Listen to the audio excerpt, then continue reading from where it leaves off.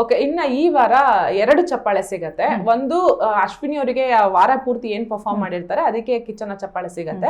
And Dhruvanth ಅವರಿಗೆ ಇಡೀ ಸೀಸನ್ಗೆ ಕಿಚ್ಚನ ಚಪ್ಪಾಳೆ ಅಂತ ಕೊಡ್ತಾರೆ.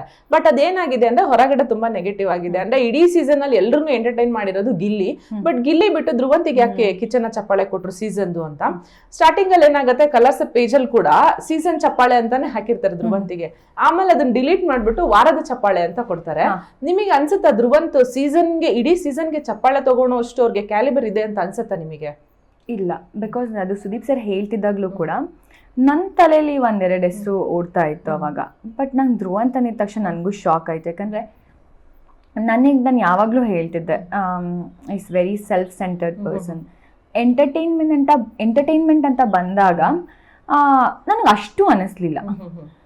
ಎಲ್ಲೋ ಸೀಕ್ರೆಟ್ ರೂಮಲ್ಲಿ ಏನು ಮಾಡಿದಾರೋ ನನಗೆ ಗೊತ್ತಿಲ್ಲ, ಎಷ್ಟು ಎಂಟರ್ಟೈನ್ ಮಾಡಿದ್ದಾರೆ ನನಗೆ ಗೊತ್ತಿಲ್ಲ. ಮನೇಲಿದ್ದಾಗಲೂ ಕೂಡ ಎಂಟರ್ಟೈನ್ಮೆಂಟ್ ಅಂತ ಬಂತಿದ್ದಂಗೆ ರಕ್ಷಿತನ ಅವ್ರು ಇಮಿಟೇಟ್ ಮಾಡ್ತಾ ಇದ್ರು, ರಕ್ಷಿತಾ ಅವರ ಡ್ಯಾನ್ಸ್ ಮಾಡ್ತಾ ಇದ್ರು.